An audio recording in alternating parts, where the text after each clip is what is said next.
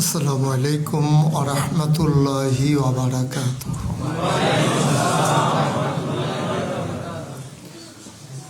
আলহামদুলিল্লাহ, আল্লাহ তাবারক ওয়া তাআলার দরবারে আমরা লাখ কোটি শুকরিয়া জ্ঞাপন করছি, যিনি আমাদেরকে সুদূর কোরিয়ায় দ্বীনের পরিচয় বহন করে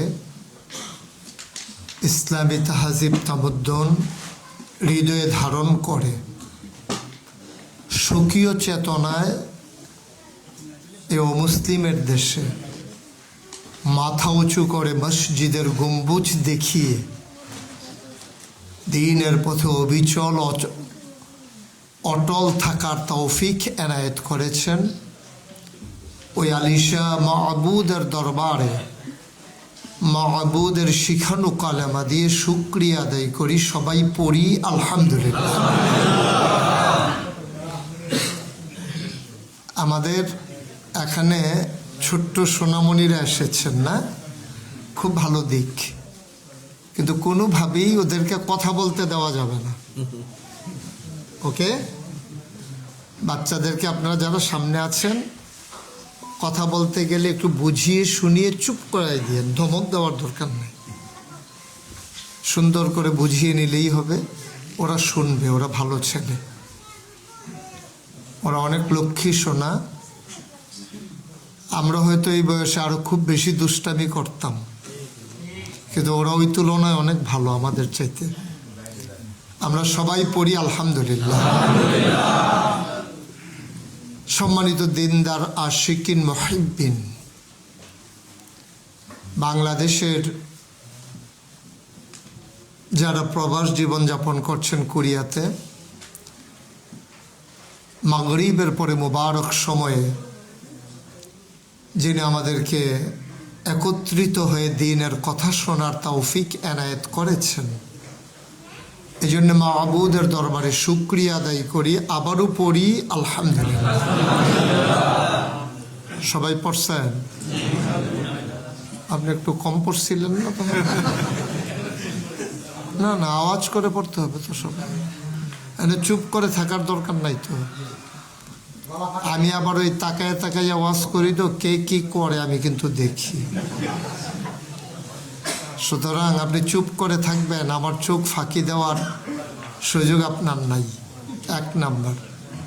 দুই নাম্বার কথা হলো, আমরা যারা মোবাইল ধরে রেখেছি, না ওয়াজ শুনছি না রেকর্ড হচ্ছে। কারণ আমার রেকর্ড করার জন্য দেখেন কত কিছু প্রযুক্তি ব্যবহার করার পরে তারপরে এটা যায়। আপনি এভাবে যে ধরে আছেন, আমার কথাগুলো স্পষ্ট হবে না রেকর্ডে, তো অযথা আপনি না রেকর্ড হলো না কথা শুনলেন, দুইটার একটাও হইল না, তো লাভটা হইল কি? এই জন্য হাতে ধরে রেখেছেন যারা, বন্ধ করেন, সবার মোবাইলগুলো বন্ধ করে দেন, শুধু আমার দিকে তাকাইয়া থাকেন, তাইলে কথা শুনতে সহজ হবে। কারণ মানুষের মনোযোগ যেদিকে যায়, মানুষের নজর যেদিকে যায়, মনোযোগও সেদিকে যায়। আপনি এই কোরিয়াতে বসে গাড়ির দিকে তাকাইয়া জীবনেও বাংলাদেশের রিক্সা নিয়ে চিন্তা করবেন না। স্বাভাবিকভাবে আপনি তাকাই রয়েছেন গাড়ির দিকে, তো গাড়ির কথাই চিন্তা করবেন, রিক্সার চিন্তা মাথায়ও আসবে না আপনার। আবার বাংলাদেশের মেঠু পথে যখন রিক্সা চলে, ওইদিকে তাকাইয়া আপনি কোরিয়ার গাড়ি কেমনে চলে এই চিন্তা করে লাভ নেই, আসবেও না মাথায়। আপনি যখন মোবাইলের দিকে তাকাই থাকবেন, তখন আমার কথা আপনার ব্রেইনে ঢুকবে না, এটাই বাস্তবতা। কয় যে আমার ব্রেইন খুব শার্প। আপনার ব্রেন যে এত শার্প, গত বৃহস্পতিবারে কি দিয়া ভাত খাইছেন জিজ্ঞেস করলে শেষ, আপনার মনেই নেই, কই খাইছিলেন এটাও মনে নেই। সুতরাং এত শার্প না। সুতরাং আমরা কারো বিরক্তের কারণ হব না। যতক্ষণ কথা শুনবো খরগোশের মতো কান খাড়া করে, মাছের মতো নিষ্পলক নয়নে আমরা কথা শুনবো ইনশাআল্লাহ। আনোয়ার ভাইয়ের মতো আমরা পাশের লোকের সাথে কথা বলবো না। সবাই পড়ে না আমিন। এই জন্য আমার সভাপতি এবং আমাদের ছোটন ভাই, যিনি আমাকে মানে কিভাবে যে সময় দিতেছেন, মানে অস্থির হয়ে গেছেন আমার সাথে সময়, আমার যেন কোনো কষ্ট না হয়। যে মানুষটি আষ্টে পৃষ্ঠে জড়িয়ে গেলেন, শেষবেলায় একটা কথা বলেছিলেন আজকে, যে দুনিয়াবি চাওয়া পাওয়ার ঊর্ধ্বে গিয়ে এই শ্রম দেওয়া তখনই সার্থক হবে যদি পরকালটা সুন্দর হয়ে যায়। সুবহানাল্লাহ বলবেন না? কত দামি কথা দেখছেন, কত দামি কথা, এ কথার ওজন কত। তো আমরা যারা এখানে আসছি, কোরিয়াতে আমরা ছাড়া আর বাংলাদেশের কোনো মানুষ নাই। কথা বুঝেন নাই? কোরিয়াতে আমরা ছাড়া বাংলাদেশের আর একটা মানুষও নাই। সবাইকে আমরা আসতে পেরেছি? আসতে পারিনি। তাইলে কি এটা আল্লাহ নবী কি বলছেন? আল্লাহ রসুল বলছেন, মাইয়ুরিদিল্লাহু বিহি খায়রান ইউফাক্কিহু ফিদ্দিন। আল্লাহ যাকে কল্যাণ দিতে চায়, নাজাত দিতে চায়, লাভ দিতে চায়, লোকসান থেকে বাঁচাতে চায়, ইউফাক্কিহু ফিদ্দিন, আল্লাহ তাকে দ্বীনের সঠিক বুঝ আল্লাহ তাকে দান করে। সঠিক বুঝের জন্যে কোরিয়ার মতো জায়গায় অনেকগুলো মাধ্যম নাই। সঠিক বুঝের জন্য অন্যতম একটা মাধ্যম হচ্ছে জমাবারে জমা পূর্ব আলোচনা, আর এইভাবে দিনই হালকা, দিনই জলসা। এখানে আমরা দিন চিনব, দিন বুঝব, যেখানে দুদুল্যমানতা আছে একনিষ্ঠতা অর্জন করব, এবং আলোচনার পর থেকে দীপ্ত শপথ নিয়ে সেই অনুযায়ী নিজের জীবন চালাবো ইনশাআল্লাহ। রেজাল্ট কি আসবে? রেজাল্ট আসবে যখন আমি মরে যাব, মসজিদের মিনার থেকে যখন ঘোষণা আসবে মানুষটা নাই, ফেসবুকে যখন লেখালেখি হবে, সবাই মিলে কাফন পরিয়ে যখন দাফন করে দেবে মাটির কবরে, সবাই দেখবে মাটির কবর, আমি আপনি আমরা কবরে গিয়ে দেখব মাটির কবর মাটি নাই, মাটির কবর জান্নাতের টুকরা হয়ে গেছে। কি হবে দুনিয়ায় ফুলের মালা দিয়া, কবরে যদি হয় জুতার মালা? কি হবে দুনিয়ায় জুতার মালায়, কবরে গিয়ে যদি পাই ফুলের মালা? সুবহানাল্লাহ বলবেন না? আমরা তো দেখেছি ফুলের মালাওয়ালা মানুষগুলো কলা পাতার ভিতরে শুয়ে আছে।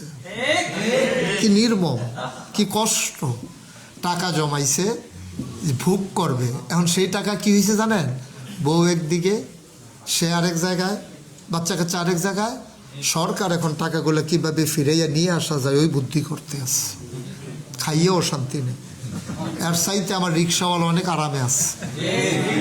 রিক্সাওয়ালা সারাদিন রিক্সা চালানোর পরে যখন ঘেমে নিয়ে ওঠে, তখন এই রিক্সাওয়ালার বউ আঁচল দিয়ে তার ঘামগুলো মুছে দেয়, পাশে বসিয়ে গরম ভাত বেড়ে দিয়ে পাখা দিয়ে, হাত পাখা দিয়ে বাতাস করে, সে মজা করে খায়। খাওয়ার পরে সে যখন শুয়ে যায় আবার বাতাস করে। সে যখন ঘুমায় কোনো ট্যাবলেট লাগে না, কোনো ইঞ্জেকশন লাগে না, ঘুমের আওয়াজে মনে হয় সেলু মেশিন ফেল। মজা করে সে ঘুমাইতে আছে নখ ডাইকা। আলহামদুলিল্লাহ বলবেন না? তাহলে ভুগে শান্তি নাই, ত্যাগেই শান্তি। হারামে আরাম। সবাই বলেন হারামে আরাম। কিসে? ত্যাগে। ত্যাগ করার ভিতরে আরাম। তো আমরা যেহেতু এখানে এসেছি কথা শুনবো, আল্লাহ বলছেন, নবীজি বলছেন, মাইয়ুরিদিল্লাহু বিহি খায়রা ইউফাক্কিহু ফিদ্দিন। আর আল্লাহ বলছেন, ওয়াল্লাযীনা জাহাদু ফীনা লানাহদিয়ান্নাহুম সুবুলানা ইন্নাল্লাহা লামাআল মুহসিনিন। আল্লাহ বলছেন, ওয়াল্লাযীনা জাহাদু,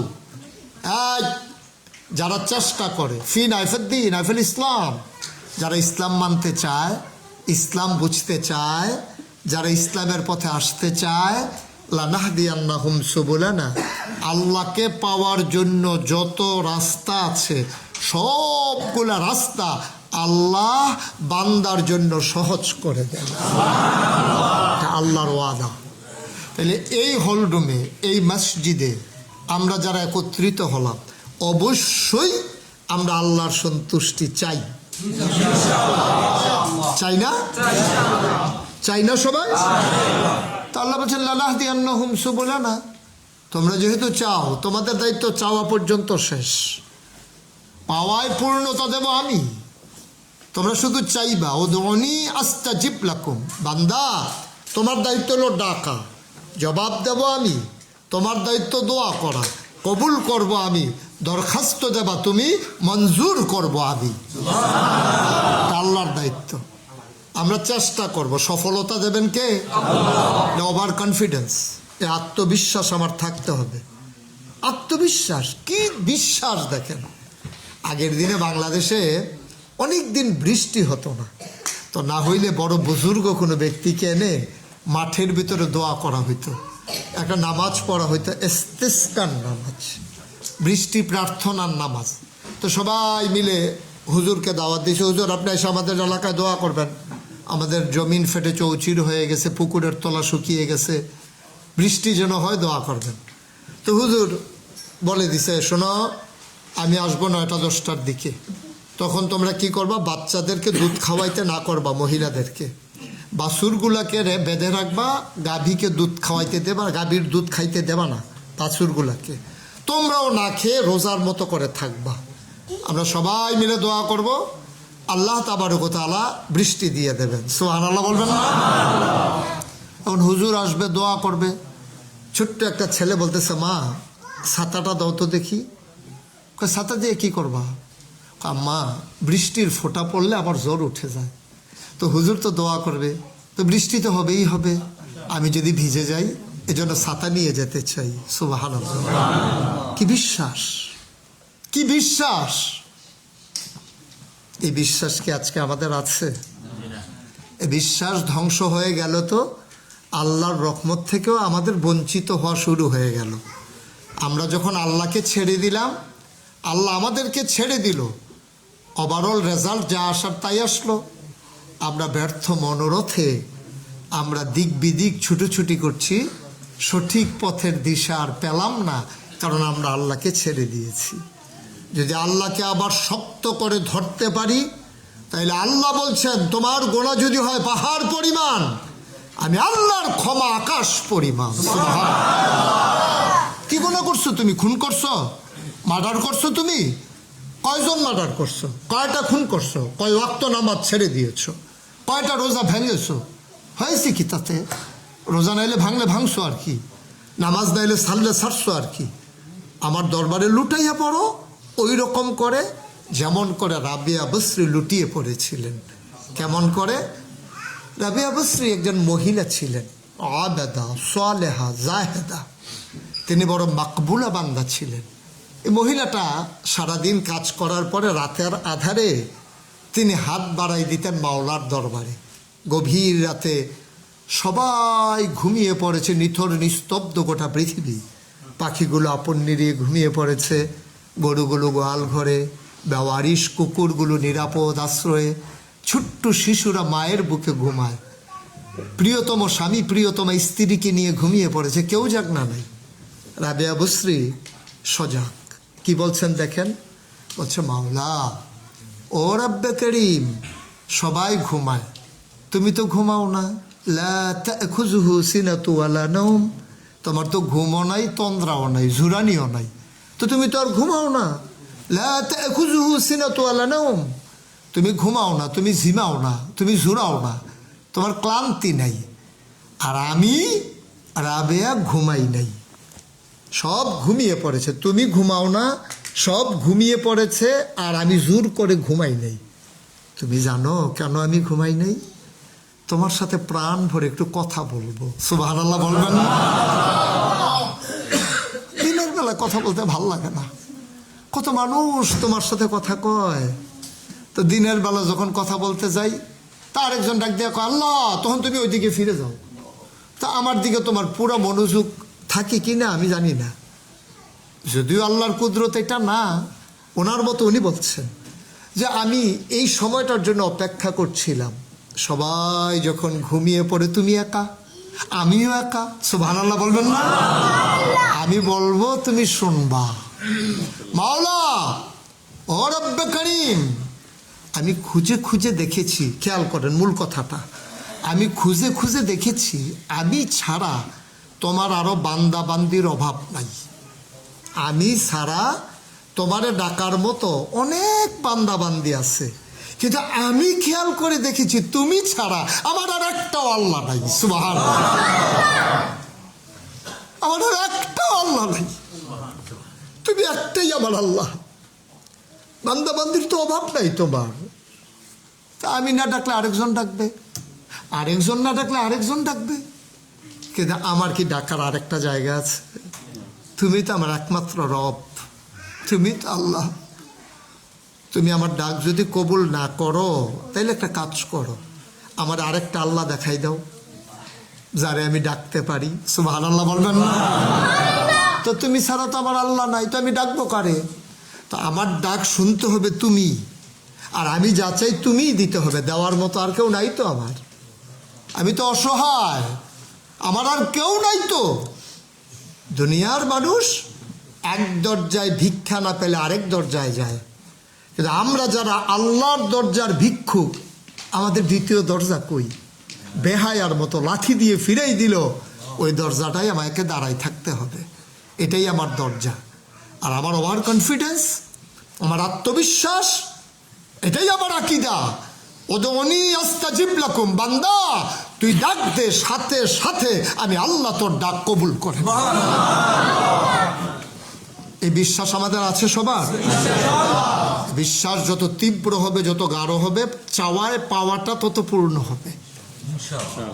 আপনি কোনো সন্দেহ নিয়ে চাইয়েন না, দেয় না না দেয়, চাইতে আসি আর কি, দিলেও দিতে পারে, নাও দিতে পারে, তো সবই তো শেষ। আমার আর আছে কে যে দেবে? আপনি ছাড়া কি কেউ আছেন আমার? আপনি আল্লাহ তো, আপনি আমার একটাই আল্লাহ। আমি ডাকলেও আপনাকে ডাকি, চাইলেও আপনার কাছে চাই। এজন্য আমি না বলেছি, আপনি যখন আল্লাহ বলছেন কুল ইন্না সালাতি ওয়া নুসুকি ওয়া মাহইয়ায়া ওয়া মামাতি লিল্লাহি রাব্বিল আলামিন, আল্লাহ শিখিয়ে দিচ্ছেন তুমি বলে দাও। ও বান্দা, ও নবী, আপনি বলে দেন, আপনার উম্মতকে শিখিয়ে দেন, বলে দাও আমার নামাজ, আমার কুরবানি। দেখেন খুব সূক্ষ্ম কথা, মনোযোগের সাথে শুনতে হবে, যে আমার নামাজ, আমার কুরবানি, দুইটা কথা বলছে। আমার নামাজ, আমার কুরবানি, এরপরে কি বলে? ওয়া মাহইয়ায়া ওয়া মামাতি। তাহলে নামাজ আর কুরবানি, আর কি ইবাদত নাই? রোজা গেল কই? হজ গেল কই? জাকাতের কথা কই? দান সাদকার কথা কই? ডাইরেক্ট আমার নামাজ, আমার কুরবানি, এরপরে আমার জীবন, আমার মরণ। মাঝে কি আর কাজ নাই? মুফাসসিরিনে কেরাম বলেন, তুমি কি আল্লাহর চিনো এখনো? আল্লাহর জ্ঞানের পরিধি জানো? তার জ্ঞান অসীম না? তিনি অল্প কথায় অনেক কিছু বুঝিয়ে দিতে চান। তিনি বুঝিয়ে দিয়েছেন আমার জীবন, আমার মরণ, অর্থাৎ আমার জন্ম থেকে আমার মৃত্যু পর্যন্ত। সুবহানাল্লাহ বলবেন না? যা কিছু ইনক্লুড, জন্ম থেকে মৃত্যু যা কিছু এটার ভিতরে ইনক্লুড করা হয়েছে। অর্থাৎ মানে কি? জন্মের পরে শিশু, শিশুর পরে কিশোর, কিশোরের পরে তারুণ্য, তারুণ্যের পরে যৌবন, যৌবনের পরে পৌর, পৌরের পরে বৃদ্ধ।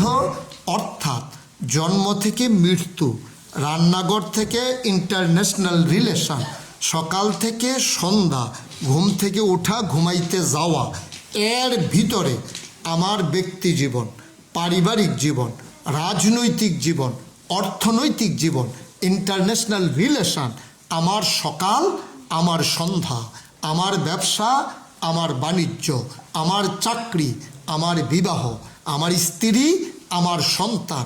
অর্থাৎ একটা মানব জীবনে জন্মের পর থেকে মৃত্যু পর্যন্ত যত কাজ, লিল্লাহি রাব্বিল আলামিন, সকল কিছু শুধুমাত্র, একমাত্র, কেবলমাত্র লিল্লাহি রাব্বিল আলামিন, ওই আল্লাহ রাব্বুল আলামিনের জন্য। মানে কি? আমি টয়লেটে যাব, এটার ভিতরেও আল্লাহর বিধান, নবীর তরিকা আছে। একটা জীবনে এমন কোনো কাজ নাই, আপনি যদি কোনো কাজ পান, সুটন ভাইয়ের কাছে আমার নাম্বার আছে, আমি তো 8 তারিখে চলে যাব, আপনি 2 মাস খুঁজবেন যে এমন কোনো কাজ আছে কিনা যেটাতে আল্লাহর হুকুম নাই, নবীর তরিকা নাই। একটা কাজ আপনি আমাকে দেখাবেন, যে হুজুর এই কাজটার ভিতরে আল্লাহর হুকুম নাই, নবীর তরিকা নাই, এটা কেমনে করবে একটু বলে দেন দেখি। জানতাম তোমরা যে এই কাজ করবা। কথা বলা নাই, কথা না হইল, একবারে চুপ। আমিন বলেন। আবার কথা বললে চলে যাওয়া লাগবে, থাকা যাবে না। খুব গুরুত্বপূর্ণ সময় তোমরা নাড়া দিয়ে ফেলছো। ঠিক আছে, খুব মনোযোগের সাথে আমরা শুনি। হ্যাঁ, তাইলে এমন একটা কাজ পাবে না যেটার ভিতরে আল্লাহর বিধান নাই, নবীর তরিকা নাই। তো মুমিন জীবন সার্থক কখন? বিধান মানব কার? তরিকা মানব কার? নবীজির। এর বাইরে কোনো ইসলাম নাই। কোনো পীর সাহেব মানি না? হ্যাঁ মানি, যদি ওর কথাটা, পীর সাহেবের কথাটা কোরআন সুন্নাহ মতে হয়। এছাড়া আমি মানি না। যত বড় পীর সাহেব হোক, আকাশ দিয়ে উড়ে যাক, পানি দিয়ে হেঁটে যাক, এটা আমার ম্যাটার না, এটা আমার দেখার বিষয় না। আমার দেখার বিষয় হলো ওনার কথাটা কোরআন সুন্নাহ মতে হয়েছে কিনা। সুবহানাল্লাহ বলবেন না? তো ওনার কথা যদি কোরআন সুন্নাহ মতে হয়, মোস্ট ওয়েলকাম। আর আপনার কথা কোরআন সুন্নাহ মতো হয় নাই, আপনার 1 কোটি মুরিদ আছে, ড্যাম কেয়ার, কুছ পরোয়া নেই, এতে আমার কিচ্ছু আসে যায় না। আপনার 1 কোটি মুরিদ আছে, আমার কি হবে? আপনি যদি কোরআন সুন্নাহর বাইরে যান, আপনি আকাশ দিয়ে হেঁটে যান, আকাশ দিয়ে উড়ে যান, পানি দিয়ে হেঁটে যান, এতে আমার কিচ্ছু আসে যায় না। এটা হক চেনার জন্য কোনো মাধ্যম নয়। এজন্য আল্লাহর এক বুজুর্গ ব্যক্তিকে বলেছিলেন যে হুজুর, আমি কত পীর সাহেব শুনি, এই কেরামত সেই কেরামত, এই বুজুর্গি সেই বুজুর্গি, আমি তো আপনার কোনো বুজুর্গিই পাইলাম না। আমি আপনার কাছে মুরিদ হইলাম। কয় কত বছর হয়েছে মুরিদ হইছ? কয় হুজুর 30 বছর হয়েছে।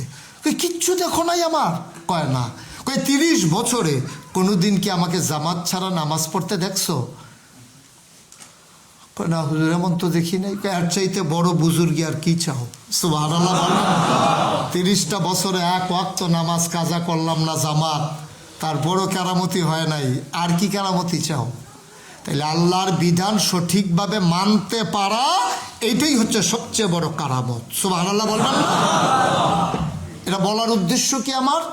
আমরা ফান্ডামেন্টাল ডিসিশন হচ্ছে আমরা বিধান মানব কার? তরিকা মানব কার? তার বাইরে কোনো কিছু আছে? আচ্ছা, আপনি যদি বলেন যে আমরা তো লা ইলাহা ইল্লাল্লাহ মুহাম্মাদুর রাসূল, এটা মেনে নিলেই তো হলো। তো এটা মানা মানি কি আপনি বুঝছেন কিছু? এটা মানা মানি কি আপনি বুঝছেন? আপনি যখন বলছেন লা ইলাহা ইল্লাল্লাহ, এই কথাটাই তো নবীজি 1500 বছর আগে বলছিলেন। এই কথা নিয়ে তো সব দ্বন্দ্ব। এখন তো আর দ্বন্দ্ব নাই। আমি মুশতাক ফয়েজি যদি সারা রাত এখানে জিকির করি, কোরিয়ায় যারা বাংলাদেশে আছে তারা কি বলবে জানেন? আহা, কত বড় বুজুর্গ, সারাটা রাত ঘুম নাই, শুধু জিকির আর জিকির, সারা রাত মানুষটা ঘুমায় নাই। সকালবেলা কেউ আমার জন্য কম্বল নিয়ে আসবে, কেউ সিদ্ধ ডিম নিয়ে আসবে, কেউ তরকারি ভুনা করে হুজুরের জন্য রুটি নিয়ে আসবে। হুজুর সারা রাত খুব মেহনত করেছে, সুতরাং এটাই হুজুরের বুজুর্গি, লা ইলাহা ইল্লাল্লাহ। তা আমি লা ইলাহা ইল্লাল্লাহ বললে আমার কোনো শত্রু হয় না, বিরোধী হয় না, আমারে কেউ বাধা দেয় না, বরঞ্চ হাদিয়া দেয়, টাকা দেয়, মজার খাবার দেয়। অথচ নবী যখন বললেন লা ইলাহা ইল্লাল্লাহ, তখন আবু জেহেল মারতে যায়, আবুল আহাব পাথর মারে, নবীকে গালি দেয়, তাব্বা লাক ইয়া মুহাম্মদ, ও মুহাম্মদ তুমি ধ্বংস হও। অথচ মুশতাক ফয়েজি জিকির করলে কোনো বিরোধিতা হয় না, মসজিদের খতিব বিচে জিকির করলে বরঞ্চ আগ্রহ বাড়ে, আর নবীজি জিকির করলে মারতে ধরে, গালি দেয়। তাইলে বুঝা গেল মাঝি দিয়া যুজন মাইল একটা পার্থক্য আছে। ঠিক কিনা বলে? কেন আমি জিকির করলে বিরোধিতা করে না, নবী জিকির করার কারণে বিরোধিতা করলো কেন? এটা তালাশ করলে আপনি ইসলামের মূল মন্ত্রে দাখিল হতে পারবেন। এই জন্য আমাদের দেশে খণ্ডিতভাবে ইসলামটা মানুষের সামনে প্রকাশ হয়। খণ্ডিতভাবে ইসলামটা প্রকাশ হওয়ার কারণে আমরা ইসলামের মৌলিক শিক্ষা থেকে দূরে আছি। আরও সহজ করে বলি, আপনার ছেলে বিয়ে করাইছেন এক বাড়িতে, তো যেই লোকের মেয়ে বিয়ে করাইছেন ওই লোক হলো দুনিয়ার চালাক। ছেলের বাপ হিসাবে আপনি যখন মেয়ের বাবার বাড়িতে বেড়াইতে গেছেন, অর্থাৎ আপনার বিয়ের বাড়িতে বেড়াইতে গেছেন, তো স্বাভাবিকভাবে বাংলাদেশের ছেলের বাবার একটু কদর থাকে মেয়ের বাড়িতে। তো বাড়াইতে গেলে তো আপনার জন্য মুরগি জবাই করার কথা, একটু গোস্ত টুস্ত রান্না করার কথা। তো মেয়ের বাবা আপনার যে বেয়াই দুনিয়ার চালাক, আপনি যাওয়ার সাথে সাথেই এত মায়া দেখায়, বেয়াই এত কষ্ট করে আসছেন, নিশ্চয়ই প্রচণ্ড খিদা, যাই আছে তাই খাইয়ালন। তাই মূলার দ্বারা দিয়ে হুটকি দিয়ে আনছে, হ্যাঁ খাওয়াইতে আছে, হ্যাঁ কইতেছে আহা হা বেয়াই আপনি কেমনে বুঝতেন আমার যে এত খিদা, খুশি। তো যেই বেয়াইরে মূলার দ্বারা দিয়ে সুটকি দিয়ে খাওয়াইছে, হ্যার বউ হইলো আবার দুরন্তর চালাক।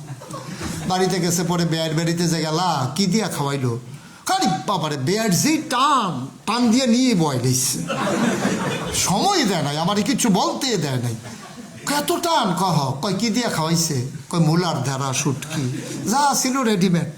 এর মতো বোকা তোমার মতো বোকার আছে, তুমি বলবা না যে অসুবিধা নাই, অসুবিধা নেই, একটু সময় আমি আসি, এত খিদা নাই, সামনের দিকে যাওয়ার সময় বাজারে নাস্তা খাইয়া তারপরে যাইবা। পরের ফিরা যখন গেছে পরে হাতে ধরে টাটা, আসেন আসেন আসেন যা আছে খাইয়া নেন। কয় না আমি এইমাত্র নাস্তা খাইয়া আইছি, মুরগি জবাই করার টাইম আছে। মুরগি টুরগি জবাই করেন, লুঙ্গিটা দেন, গোসল করি, ঘাইমা টাইমে আসছি। আর আমি আসার সময় নাস্তা খেয়ে আসছি, তো 2 ঘন্টা পর্যন্ত অপেক্ষা করলে আমার কোনো সমস্যা হবে না, আপনি মুরগি জবাই করেন অথবা বাজার থেকে আনেন, কোনো সমস্যা নেই, সে রেডিমেড কি আর সবসময় সব থাকে, অসুবিধা নেই, আমি আসছি। যদি আপনারে বেয়াই মূলার ধারা দিয়া সুটকি দিয়া খাওয়াইতে পারে, বেয়াই জিতছে, আপনি ঠকছেন। আর যদি আপনি মুরগি দিয়া খাইয়ে আসতে পারেন, বেয়াই ন্যায্য অধিকারটা আপনি নিয়ে আসলেন, বেয়াই যেমন তেমনই হোক আপনি জিতে গেছেন। শয়তান আমাদেরকে কি করে জানেন, মূলার দ্বারা দিয়া সুটকি দিয়া খাওয়াইয়া মুরগিটা রাখা দেয়। আমরা জিকির আজকার তসবিহ তাহলিল নফল নামাজের ভিতরে লাগাইয়া আমাদেরকে মৌলিক জিনিস থেকে, ইসলামের মূল বিধান থেকে শয়তান আমাদেরকে দূরে সরাইয়া বেয়াইয়ের মতো জিতছে, মূলার দ্বারা দিয়া খাওয়াই দিচ্ছে। আমরা মনে করি 5 ওয়াক্ত নামাজ, তাসবিহ তাহলিল জিকির আজকার শেষ, ইসলাম শেষ। না, এত সোজা না ইসলাম। আপনি ঘুম থেকে উঠছেন, এখানে ইসলাম আছে। ঘুম থেকে উঠে আপনি নাস্তা খাবেন, সেখানে ইসলাম আছে। আপনি নাস্তা খাওয়ার পরে দোকানে যাবেন, দোকানে ইসলাম নাই? ব্যবসা ইসলাম নাই? আহাল্লাল্লাহুল বাইয়া ওয়া হাররামার রিবা, আল্লাহ ব্যবসাকে হালাল করেছেন, সুদকে হারাম করেছেন। আপনি বিরাট বড় বুজুর্গ, দাঁড়িয়ে মুছে চুলে পাঞ্জাবিয়ে টুফিয়ে মনে হয় যেন বিরাট বুজুর্গ ফেরেস্তা নাজিল হইছে, সুদের কারবার করে, আছে নাকি নাই? সুদের কারবারের লোকে জড়িত। তা আপনার নামাজ ফাও গেছে, পুরা ফাও গেছে। আমাদের আবাদত কম করি না আমরা, কিন্তু আবাদত কবুল হয় না কেন? হবে কেমনে? আপনার আবাদত কবুল হবে কেমনে? যেই টুফি মাথায় দিয়ে মসজিদে আসছে, এই টুফি তো সুদের টাকায় কিনা। তা আল্লাহ যে, আল্লাহ তো রহমান রাহিম, এই জন্য বাইর কইরা দিচ্ছেন। আর নাইলে কইলে পারো মসজিদ থেকে বের হও, সুদখুর আউট। সুদখুর কোথাকার, টুফি কিনছে সুদের টাকা দিয়ে, আবার মসজিদ আইছে মুসল্লি হইয়া। আমরা তো এটাই বলতাম। একটা মানুষের গায়ে খুব দুর্গন্ধ, পায়খানা লেগে আছে, মসজিদে আসলে ইমাম সাহেব কি বলবে, পায়খানা গায়ে লাগায় ভিতরে, মসজিদের ভিতরে ঢুকছে। পায়খানা গায়ে লাগাইয়া মসজিদে ঢুকা যত সহজ, এর চাইতে কোটি গুণ বেশি কঠিন ওই সুদ খেয়ে মসজিদে ঢুকা, ঠিক কিনা? পায়খানা নিয়ে ঢুকছে, ধুয়ে ফেললে শেষ। কিন্তু সুদখোর মায়ের সাথে 70টা গুণা সুদে, সর্বনিম্ন গোনাটা মায়ের সাথে জেনা করা।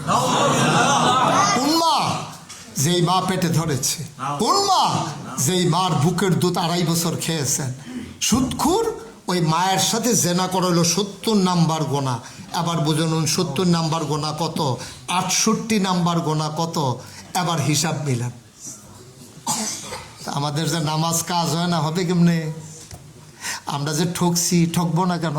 শয়তান কয় যা আছে রেডিমেড খাইয়ালো, আর আমরাও বোকার মতো যা আছে রেডিমেড খাইতে আছি, বেআইন আর মুরগা জবর টাইম দিছি না। আজকে আমরা বোকা থাকবো না, আজকে আমরা বুদ্ধিমান হয়ে যাব। জীবনের এমন কোনো ক্ষেত্র নাই যেখানে ইসলাম নাই। সব জায়গায় ইসলাম আছে। আপনার ব্যবসা, আপনার চাকরি, আপনার বাণিজ্য, আপনি এক রুমে থাকবেন, লেনদেন, ওঠা বসা, চলা ফেরা, সব কিছুর ভিতরে ইসলাম আছে। এখন আপনারে করছে কি শয়তানে 2-3টা দোয়া দিয়া আর 2-3 রাকাত নামাজ দিয়া বয়াই দিছে। বইয়া থাকো, মসজিদেতে বাড়িও না। আবার অনেক মসজিদে দেখবেন লেখা আছে দুনিয়াবি কথা বলা নিষেধ। মসজিদটা কি দুনিয়ার বাইরে নাকি বেড়া? মসজিদে তো দুনিয়ার ভিতরে। এটা কি আসমানও জুল্লা রয়েছে নাকি মসজিদ? মসজিদে দুনিয়াবি কথা বলা নিষেধ। তো দুনিয়াবি কথা মসজিদে না বললে আপনি ব্যবসা শিখবেন কেমনে? সূর্যে খাওয়া যাবে না এগুলো শিখবেন কেমনে, জানবেন কেমনে? দুনিয়াবি কথা বলা নিষেধ, একটা বাজে কথা। দুনিয়ার সকল কথা হবে মসজিদে, এটা হবে আমার সংসদ। সুবহানাল্লাহ বলবেন না? তো দুনিয়াবি কথা বলা নিষেধ। মানে শয়তানের যত টেকনিক আছে সব টেকনিক আমাদের উপরে এসে ভর করছে। এখন শয়তান জিতছে, আমরা ঠকছি। শয়তান জিতে গেছে, আমরা হেরে গেছি। তাইলে এটা আমরা সিদ্ধান্ত নিলাম। হ্যাঁ, এবার আসেন আমি যেটা বলতে চাই, আল্লাহ কেন আমাদেরকে বানিয়েছেন এটা আমরা একটু জানবো। হ্যাঁ, আল্লাহ বলছেন ওয়ামা খালাকতুল জিন্না ওয়াল ইনসা ইল্লা লিয়াবুদুন। আমি জিন এবং মানুষকে বানাতাম না, শুধু বানিয়েছি একটা কারণে, আল্লাহর আবাদত করার জন্য। সুবহানাল্লাহ বলবেন না? তাহলে আমরা আবাদত করবো কার? আর আমরা আবাদত বলতে বুঝে নিলাম কি নামাজের নাম শুধু আবাদত? কথা বলেন, শুধু নামাজের নাম আবাদত? শুধু রোজার নাম আবাদত? ব্যবসার নামও কি? চাকরির নাম কি? বিবাহের নাম কি? আবাদত। আর আপনি বিয়ের সময় মসজিদের সভাপতি, মসজিদ কমিটির সভাপতি, কি সুন্দর, ওনার জন্য আলাদা জায়নামাজ সহ আছে মসজিদের ভিতরে। উনি না আসলে একামতে দেওয়া নিষেধ। এত মর্যাদা, এত সম্মান। ওনার মাইয়া বিয়া করাবে, বাড়ির ভিতরে গান বাজতে আছে। এরকম হয় না বোধ হয় না? মসজিদের সভাপতি, ওনার মাইয়ার বিয়েতে বাড়িতে গান বাজতে আছে। তো ইমাম সাহেব তো খুব বুদ্ধিমান মানুষ, তো ইমাম সাহেব যে গেছে, সভাপতি সাহেব গানটা কোন বাইত? উনি তো জানেন, জানিও ঘুরাইয়া হিট করছে। সভাপতি সাহেব মসজিদের তো আওয়াজ শোনা যায়, গানটা কোন ভাই? সভাপতি তো বুঝ জ্বালাইছে যে একেবারে হিট করছে, তো পেনাল্টি শট, কুদ্দুর সাইডে দিয়ে গেলে গোল। ইমাম সভাপতি চুপ করে রয়েছে। তো ইমাম সাহেব তো নাসুর বান্দা, গানটা কোন বাইত বাজতে আছে? ফলা পাইনি উনি না, ফলা পাইনি, ওনার মত নাই, ফলা পাইনি। আপনি আব্বা, আপনি বাপ, লজ্জা নাই, শরম নাই আপনার? আপনার ছেলেরা আপনারে ডিঙ্গাইয়া গান বাজায়, আপনি বন্ধ করার অথরিটি নাই। আপনি বাপ হিসাবে ব্যর্থ, আপনি বাপ হিসাবে ফেল মেরেছেন। আপনি ফলাফাইনের উফরে দিয়া বাইক গান লাগাই দিচ্ছেন। এখন আপনি বেঁচে আছেন, মরে যান নাই। যেই ছেলে আপনার কথা কয় না, আপনার কথা শুনে না, আপনি তার সন্তান না, আপনার সন্তান সে, এটা নতুন করে হিসাব মিলানো দরকার। ঠিক কিনা বলো? আমার বাচ্চা আমার কথা শুনবে না, আমি মুসলমান, আমি বাপ, আমি ফেল মেরেছি। আমার স্ত্রী আমার কথা শুনবে না, আমি মাথার গাম পায়ে ফেলে কুড়িয়াতে অমুসলিমের দেশে আমি টাকা কামাই করবো, একটা সেকেন্ড ফাঁকি দেওয়ার সুযোগ নাই। আর আমার বউ বেপর্দা হইয়া বাংলাদেশে বাজারে মার্কেটে মার্কেটে ঘুরবে। আমি কেমন স্বামী? আমি কেমন স্বামী? আমি টাকা কামাই করবো আমি, আর সাজবা তুমি রিক্সাওয়ালার জন্য, সাজবা তুমি তালতো ভাইয়ের জন্য, সাজবা তুমি খালাতো ভাইয়ের জন্য। আমি যখন দেশে যাই তোমার দেখলে মনে হয় যেন হগিন্নি বেডিও এতে সুন্দর। আমার জন্য তোমার কোনো দরদ নাই। নাকের ফুল, কানের দুল, গলার মালা, হাতের মালা পাঠাইলাম আমি, দেখলো খালাতো ভাই। ঠিক কিনা কন? ওই যে আমাদের দেশে একটা কথা আছে না, ডিম ফাড়ে হাসে মজা মারে বাগদাস। ডিম ফাড়ে হাসে মজা মারে বাগদাস, মানে হাসে ডিম পারছে, খাইয়া ফেলছে বাগদাস। আমি আমার বিবাহিত স্ত্রী, কেন আমি কন্ট্রোল করতে পারলাম না? কেন আমি এত কষ্ট করলাম? আমি জীবন পানি করলাম। এর চাইতে দেশের ভিতরে আমি রিক্সা চালাইতাম, বউ নিয়ে ঘুমাইতাম। একটু সুখের জন্যই তো আমি বিদেশে এসেছি। আমি আসার সময় মাকে রেখে এসেছিলাম, বিদেশে আসার সময় আমি মাকে রেখে এসেছিলাম। আসার পরে আমাকে বলে না, আমি তো মহাপাগল ছেলে, আমার কেউ খবর কয় না। 3 দিন ধরে আমার ঘুম হয় না। আরে মায়ের কথা বারবার আমার মায়ের কথা মনে পড়ে। মায়ের সেই সুন্দর মুখ, মায়া ভরা চোখ। আমাকে কেন জানি স্বপ্নে আমি চমকে উঠি, থমকে দাঁড়াই। আমার মায়ের কথা এত মনে পড়ে কেন? রাতের বেলা ফোন দিছে তার স্ত্রীর কাছে, এই আম্মারে দাও তো একটু মোবাইলটা, একটু কথা বলবো আম্মার সাথে। মা তো নাই। বউ কি কয়, আম্মা ঘুমাই গেছে, পরে কথা বলি। কারণ আমি এখন কথা বলবো, আমি 3 দিন ধরে ঘুমাইতে পারি না, আমার মাকে ফোন দাও। এখন স্ত্রী কাঁদতেছে। ছেলে যে আশঙ্কা করেছিল তাই হয়েছে। ছেলেকে মা কাঁদো কেন? আপনাকে বলি নাই ভয়ে, 3 দিন হয়েছে আম্মা মারা গেছে। আমি তো বুঝি যারা বিদেশে আছেন তাদের কলিজায় যে কি ধাও ধাও আগুন, আমাকে বুঝাইতে হবে? আমিও মানুষ, অনুভূতির জগতে আমি অন্যতম একজন মানুষ। আমি খুব শক্ত মানুষ না, আমি পোড় খাওয়া নরম দিলের একটা মানুষ। আমি আপনাদের কষ্ট বুঝি। মায়ের অপারেশন হবে তো টাকা নাই। আপনি মনে করেছেন বিদেশ গেলে মায়ের চিকিৎসা করাবো। চিকিৎসা করানোর জন্য বিদেশ আসলেন, আর এসে মাকেই হারিয়ে ফেললেন। এমন অনেক সন্তান আছে বিদেশে পড়ে আছে, মায়ের জানাজাটা দেওয়ার মতো তৌফিক হয় নাই। এমন অনেক সন্তান আছেন বাবা রেখে এসেছিলেন, বাড়িতে গিয়ে দেখেন সব আছে, বাবার যে পুরনো লুঙ্গিটা এখনো তারের ভিতরে ঝুলতেছে, বাবার ছিঁড়ে পাঞ্জাবিটা এখনো দরজার পিছনে লটকে আছে। বাবারাই, বাবা তো হারিয়ে গেছে। এটার নাম বিদেশি জিন্দেগি। আমি মা হারাইয়া, বাবা হারাইয়া, আমি এত কষ্ট করে টাকা কামাই করব, আর আমার বউ বাজারে গিয়ে একা একা ঘুরবে, দোকানদারের সাথে আলাপ করবে। স্বামীর জন্য বিন্দু পরিমাণে দরদ নাই, মনে হয় যেন আমি একটা টাকার পুতুল, আমি একটা টাকার মেশিন।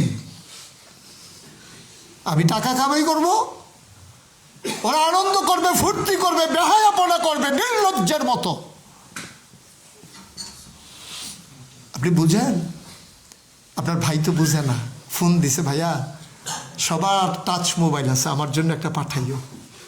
ও তো বুঝে নাই, এখন আসার সময় যে ঋণ করছিল ওই ঋণের টাকা এখনো পরিশোধ হয় নাই। ও তো বুঝে নাই একটা অ্যান্ড্রয়েড মোবাইল পাঠাইতে গেলে ওর যে 2 বেলা না খেয়ে থাকা লাগবে। ছোট্ট ভাই তো বুঝে নাই। 3 জন থেকে 4 জন থেকে টাকা হাওলাত নিয়ে ভাইয়ের জন্য মোবাইল পাঠাইছে। ভাই জিন্সের প্যান্ট পরে, স্কিন টাইট গেঞ্জি পরে, হাতের ভিতরে মোবাইল নিয়ে বন্ধু বান্ধবের সাথে আনন্দ করে, আর আপনি 3 বেলা খাবারও খাইতে পারেন নাই। ওকে ফাইন, আমরা গরিব মানুষ, আমরা অভাবী মানুষ। কষ্টের বিনিময়েও যদি আমার মায়ের মুখে হাসি ফুটে, যদি আমার বাবার চিকিৎসা হয়, আমার জীবন সার্থক।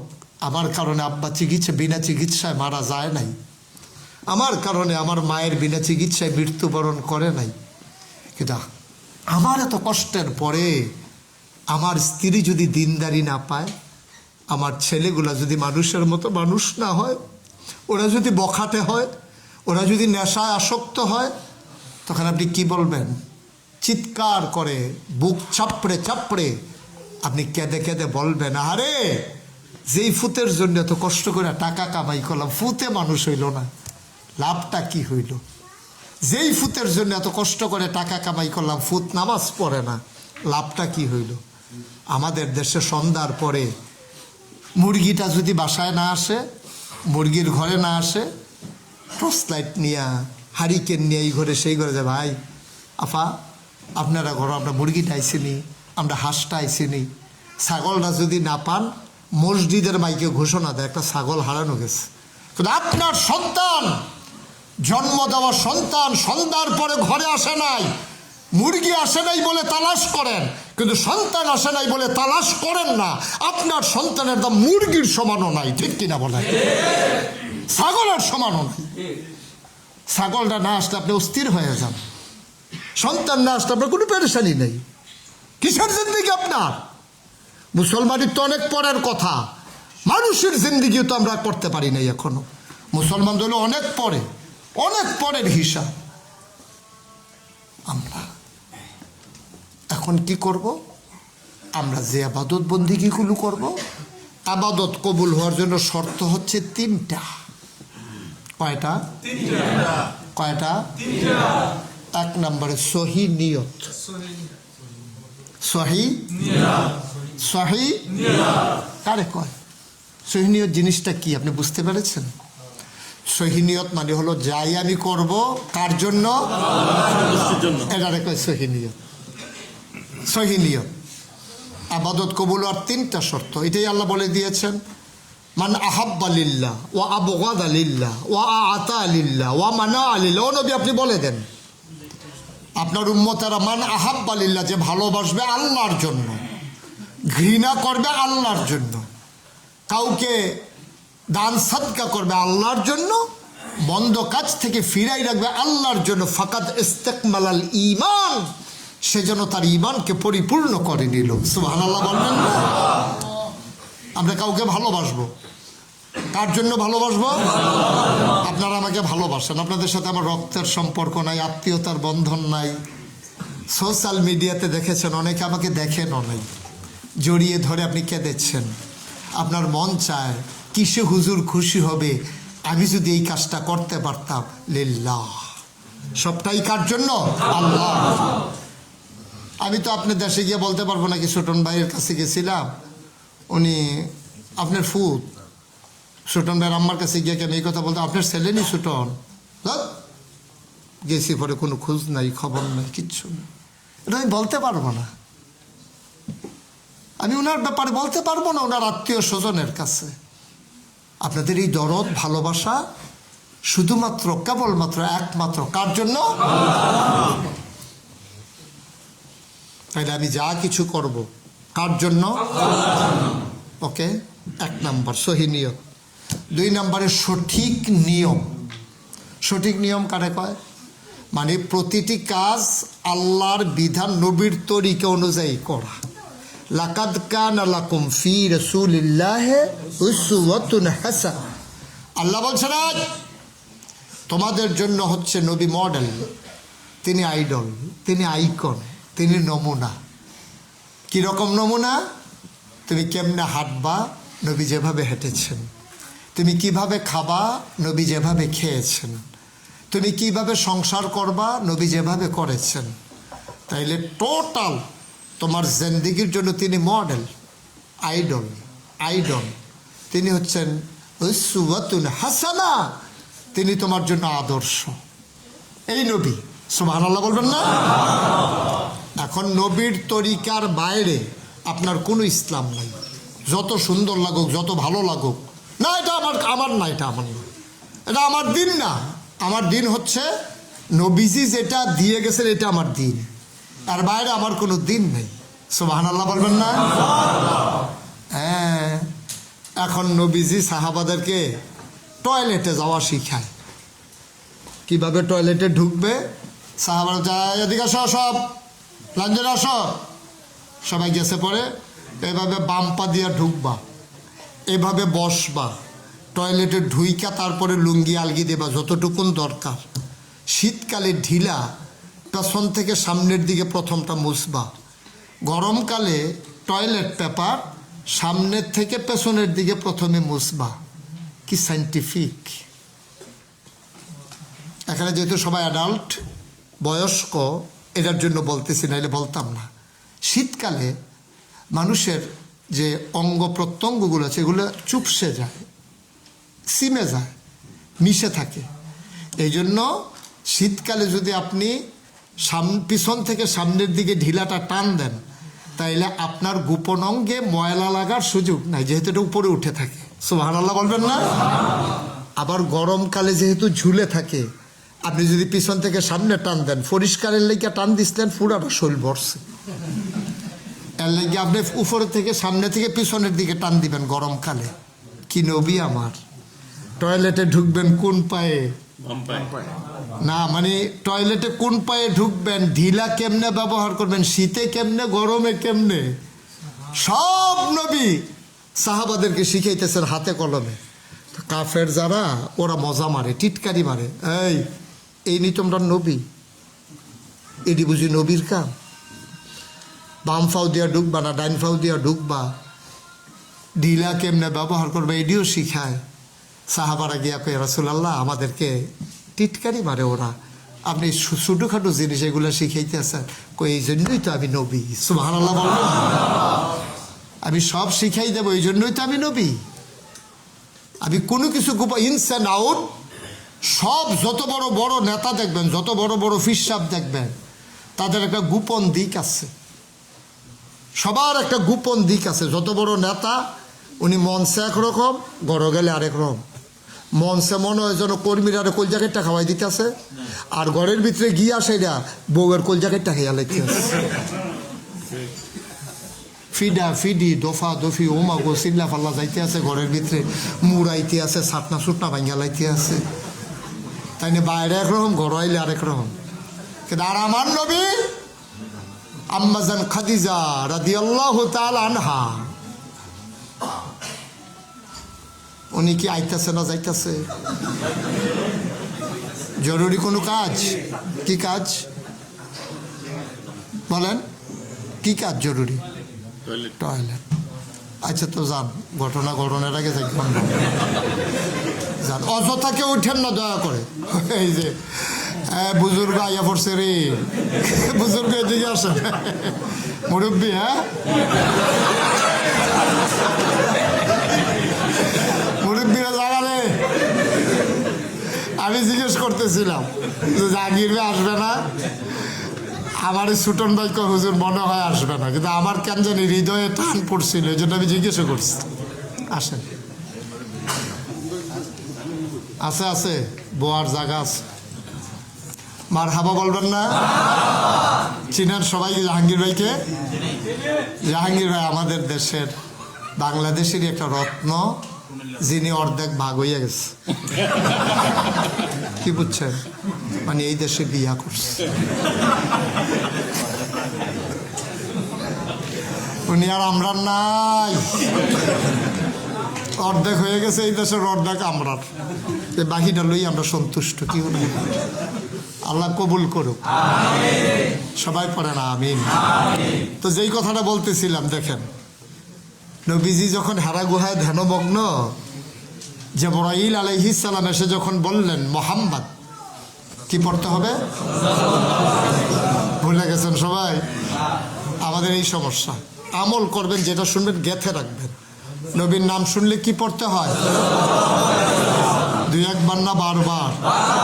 2-1 দিন না প্রতিদিন? 2-1 সপ্তাহ না প্রতি সপ্তাহ? 2-1 মাস না 12 মাস? 2-1 বছর না সারা জীবন? আমরা পড়ব সাল্লাল্লাহু। নবী হারা গুহায়, কেউ নাই, পিনপতন, নিস্তব্ধতা, একাকী, নিঃসঙ্গ। জিবরাইল এসে বললেন আসসালাতু ওয়াসসালামু আলাইকা ইয়া রাসূলুল্লাহ, আসসালাতু ওয়াসসালামু আলাইকা ইয়া হাবিবাল্লাহ। নবী বললেন ওয়ালাইকুম আসসালাম ওয়া রাহমাতুল্লাহ। কি চাই? কে তুমি? আমার নাম জিবরাইল। আপনার জন্য সুসংবাদ হচ্ছে, আপনি আজকে থেকে মোহাম্মদ ইবনে আব্দুল্লাহ না। নবীজির আব্বার নাম আব্দুল্লাহ, মোহাম্মদ ইবনে আব্দুল্লাহ মানে আব্দুল্লাহর ছেলে মোহাম্মদ। এটা আপনার আসল পরিচয় না। তাহলে আমার আসল পরিচয় কি? তুমি তো আমার নামই ভুলেই ফেলতেছ। জিবরাইল বলেন আজকে থেকে আপনার আসল পরিচয় মুহাম্মাদুর রাসূলুল্লাহ।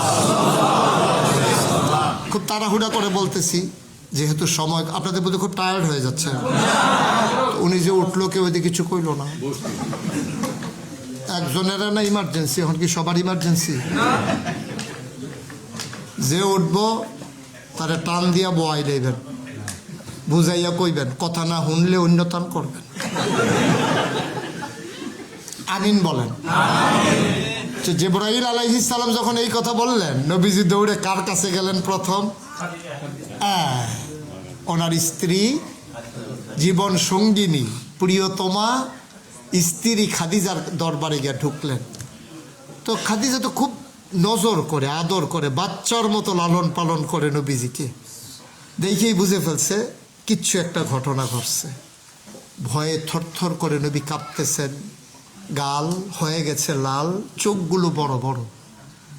আম্মাজান খাদিজা জিজ্ঞেস করলেন, মোহাম্মদ, স্বামীর নাম ধরে ডাকা সৌদি আরবে এখনো দোষ না, তখন তো নবীর নবুয়ত প্রকাশ পায় নাই, খাদিজা তো জানেন না। বলছে, মোহাম্মদ, আপনি কি, কেউ কি আপনাকে কিছু বলেছে? কেউ কিছু করেছে আপনাকে? আপনি কেন ভীত সন্ত্রস্ত? নবীজি বললেন, খাদিজা, আল্লাহর এক ফেরেশতা জিবরাইল এসে আমাকে বললেন আমি নাকি নবী। সুবহানাল্লাহ বলবেন না? আম্মাজান খাদিজা একটা সেকেন্ড দেরি করলেন না, ভাবনার অতল গহীরে হারিয়ে গেলেন না, সাথে সাথে কি জবাবটা দিলেন? অবশ্যই আপনি আল্লাহর নবী। এটা কি দেখা নাকি না দেখা? দেখা না না দেখা? দেখা। 15 বছর ধরে দেখছে না নবীজিরে। নবীর বয়স এখন 40, বিয়ে করছে 25 বছর বয়সে। এখন আম্মাজান খাদিজার 55, বিয়ে করছে 40 বছর বয়সে। এখন দেখা শূন্যা চল্যা ফিরা থাইকা খাইয়া এক লগে কয় বছর? একজন মানুষ চিনতে কি 15 বছর লাগে নাকি?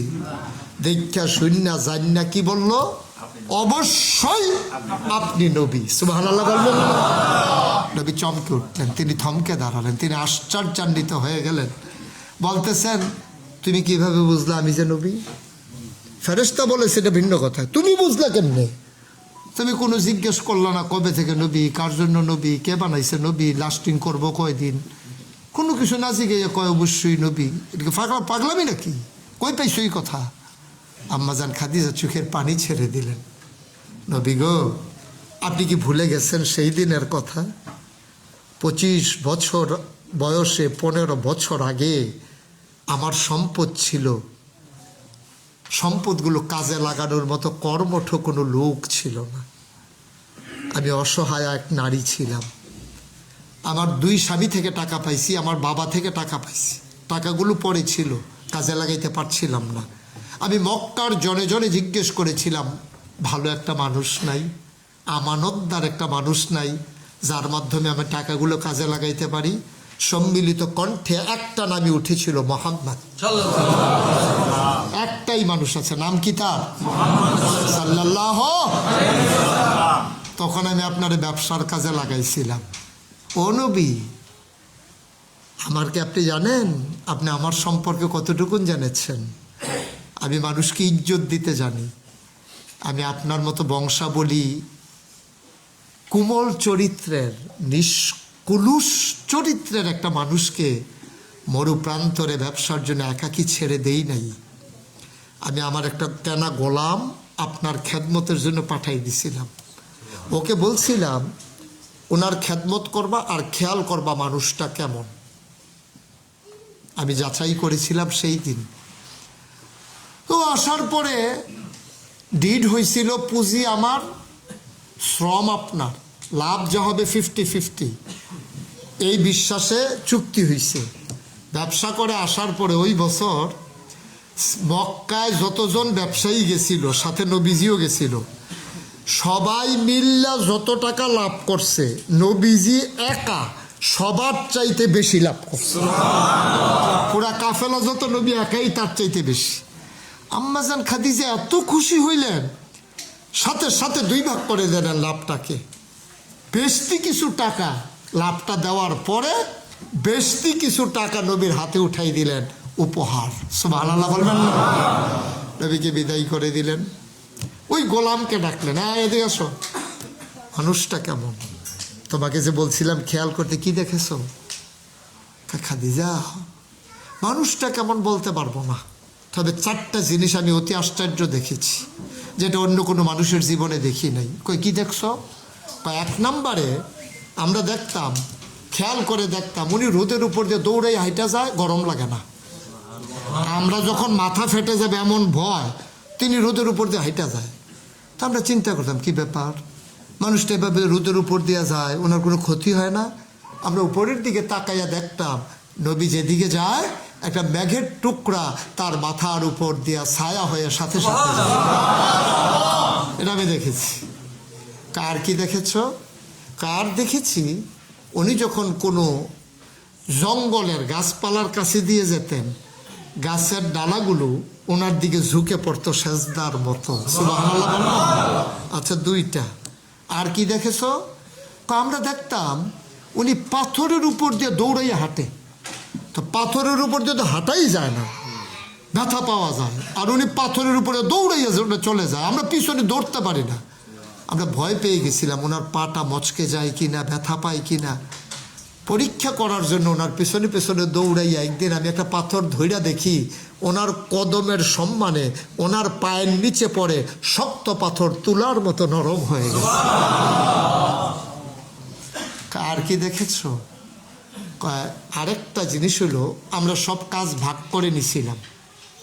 কেউ লাকড়ি আনবে, কেউ তরকারি কাটবে, কেউ রান্না করবে, কেউ বাসন পেয়ালা ধুবে, এরকম ভাগ করে নিয়েছিলাম। নবীর ভাগ পড়ছিল এই শাহিদারি করে খাওয়ানো, বেড়ে বেড়ে খাওয়ানো, এটা হলো ওনার দায়িত্ব।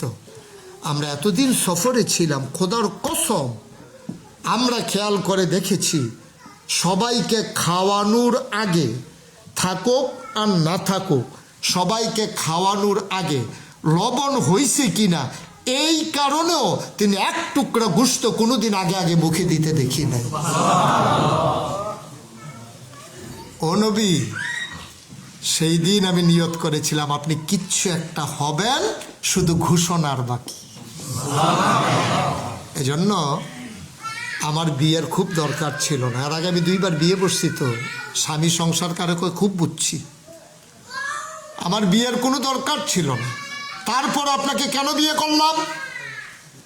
কেন বিয়ে করলাম? তারপরে একটাই কারণ বিয়ে করার, আমি চিন্তা করছিলাম যখন আপনি কিচ্ছু একটা হবেন, আপনি যদি আরেক ঘরে থাকেন তো আমার কাছে না খবর আসতে দেরি হবে, আমি তো খবরটা গ্রহণ করতে পারবো না। আমি যেন সেই দিন বঞ্চিত না হই, আমি যেন সেই দিন খবরটা পেয়ে পেয়ে সাথে সাথে স্বীকৃতি দিতে পারি। এই জন্য বিয়ে করে ঘরে নিয়ে আসছি এই আজকের দিনটার জন্যে। সুবহানাল্লাহ। যেন যেদিন আপনার ঘোষণা আসবে আমি যেন 1 নাম্বার সাক্ষী হতে পারি। আমার মনের আশা আল্লাহ পূরণ করেছেন, হয়েছিও তাই। আমি 1 নাম্বার মুসলিম। আমার আগে কেউ দাওয়াতও পায় নাই, গ্রহণও করতে পারে নাই। আপনি কি ভেবে দেখেছেন ইসলাম কারে? নবীজি জিজ্ঞেস করলেন, খাদিজা, আচ্ছা তুমি আমার মাঝে কি এমন গুণ দেখলা যে সাথে সাথে স্বীকার করে নিলে আমি নবী? তা আপনার ভিতরে আমি 4টা জিনিস দেখছি যেটা মক্কার কোনো মানুষের মাঝে এখনো নাই। কই কি দেখছো? তা আপনি কখনো আমানতের খেয়ানত করেন না। সুবহানাল্লাহ বলবেন না? আপনি কখনো ওয়াদা খেলাফ করেন না, আপনি কখনো আত্মীয়তার সম্পর্ক ছিন্ন করেন না, আপনি কখনো কেউ খালি হাতে এসে দাঁড়ালে আপনি খালি হাতে ফিরাই দেন। আচ্ছা এবার বলেন তো, আমরা এখানে যারা আছি 4টা গুণ যদি আজকে সিদ্ধান্ত নিয়ে আমরা গ্রহণ করতে পারি? না না, যদি পারি হবেটা কি আপনি জানেন? আপনি কুরিয়ার ভিতরে একজন আইডল হবেন, আইকন হবেন, যে আপনি ওয়াদা খেলাফ করেন না। জীবনের দিকে আপনার ওয়াদা একদিকে, আপনি কখনো আমানতের খেয়ানত করেন না, কেউ টাকার আপনি বা কাউকে ভাঙতিও দেন না, আপনি কখনো কাউকে খালি ফিরেই দেন না। নবীজি বলছেন ভিক্ষুক যদি ঘোড়ায় চড়ে আসে, সেই তুলনায় এখন যদি বলা লাগে ভিক্ষুক যদি হেলিকপ্টারে করে আসে। তৎকালীন জমানায় ঘোড়া হলো সবচেয়ে দামি বাহন, আর বর্তমানে প্রাইভেট জেট বিমান অথবা হেলিকপ্টার, যাই ধরেন প্রাইভেট বিমান অথবা হেলিকপ্টার। তাহলে আমি যদি ওইটাকে কনভার্সন করে বলি যে ভিক্ষুক যদি হেলিকপ্টারে আইসে আপনার দরজায় নামে যদি কই ভিক্ষা দেন, ভিক্ষা দেন, আপনি এই কথা বলতে পারবেন না, বেয়াদব কোথাকার, হেলিকপ্টার দিয়ে ঘুরে ঘুরে ভিক্ষা করে। জীবনে হেলিকপ্টার দেখছি না, তো হেলিকপ্টার দিয়ে ভিক্ষা করে, বাট আমি দাম কয়টে, তুই হেলিকপ্টারের ভাড়া কত? না দরকার নাই আপনার বলার, আপনার কাছে চাইছে আপনি সাধ্য অনুযায়ী দিয়ে দেন। আহারে কি নবী আমার, কি ইসলাম না? তাফসির ইবনে কাসির, একটা বিখ্যাত তাফসির আছে, ইবনে কাসির দামিশকি রহমাতুল্লাহ আলাইহি, উনি এটা লিখেছেন। এটার ভিতরে একটা সুন্দর একটা হাদিস পাইছি, আপনাদের নড়াচড়ার জন্য আর শোনাই যাইতে পারলাম না। উঠেন না, উঠেন, আবার উঠেন, উঠেন বন। কইছি নড়াচড়া করেন না, সিফা দিয়ে বইয়া থাকেন। হ্যাঁ, মনে করছো অন্য হুজুর। এখনো টেরে পাইছে না কোন হুজুরের সামনে আইয়া পড়ছে। সিফা দিয়া বইয়া থাকেন। শেষ কথাটার দিকে যাইতে আসছে। নবীজির কাছে খুব মনোযোগ, হ্যাঁ, একেবারে গভীর মনোযোগ। আমরা এর ভিতরে কেউ বিরক্ত হব না, করবো না। নবীজির কাছে এক সাহাবা আসছে, অজপাড়াগা থেকে, নিবৃত পল্লী বর্ডার বেল্ট থেকে এসেছে। আয়সা বলতেছে, আহা, নবীজির কাছে আয়সা বলতেছে, ইয়া রাসূলুল্লাহ চিনতে পেরেছেন? কই না, চিনলাম না তো। কই চিনবেন কেমনে? আমার বাড়ি কি এখানে? আমার বাড়ি গ্রামে। কত? আমি আপনার উম্মত, সাহাবা। ও নবী, সাহাবা মানি তো আপনি আপনার সাহাবা, তো আপনি হইলেন আমার রুহানি পিতা, আপনি হইলেন আমার আব্বা, আর আমি হইলাম আপনার সন্তানের মতো। তা খুশির খবর দেওয়ার জন্য আসছি। কই কি খুশির খবর? আমার একটা মেয়ে আছে, বিয়ের উপযুক্ত হয়েছে, ভালো একটা ছেলে পাইছি, মাশাআল্লাহ, 5 ওয়াক্ত নামাজ পড়ে, গোনার কাজের সাথে জড়িত হয় না, বদরের যুদ্ধে অংশগ্রহণ করেছে, খুব ভালো একটা ছেলে, লম্বা টম্বা, দেখতে শুনতে সুঠাম দেহের অধিকারী। ছেলেটারে পাইয়া মেয়েটারে বিয়ে দিয়ে দিছি। নবী কয়, আলহামদুলিল্লাহ, খুশির খবর, অবশ্যই খুশির খবর। আবার সাহাবা কি কয়ে যান দেখেন, সম্পর্কটা দেখেন, নবীর সাথে সাহাবার সম্পর্ক দেখেন। সাহাবা মুস্কি হাসি দিয়া কই, ইয়া রাসূলুল্লাহ, আমি যদি আপনার ছেলে হই, তা আমার মেয়ে তো আপনার নাতিন, তো নাতিনের বিয়ে হই না, খুশি হইলে সার্ব কিছু দিতেন না? সুবহানাল্লাহ বলবেন না? কোনো উপহার দিবেন না আপনার নাতিনের বিয়েতে? নবী খুব বিব্রত বোধ করলেন। পকেটে হাত দিয়া দেখে কিচ্ছু নাই, ঘরে খবর নিয়ে দেখে কিচ্ছু নাই।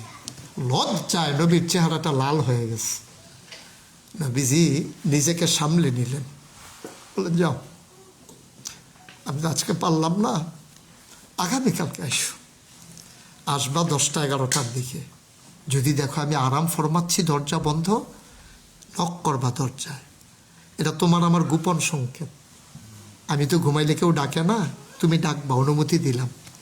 তুমি টোকা মারলে আমি বুঝবো তুমি এসে গেছো। আসার সময় ছোট্ট একটা শিশি আর একটা কাঠি নিয়ে আসবা। ওকে, ফাইন। সাহাবা চলে গেছে। মেয়ে বলতেছে, আব্বা কিছু দেয় নাই? কয়, কালকে যাইতে বলছে। কি নিতে বলছে? কালকে?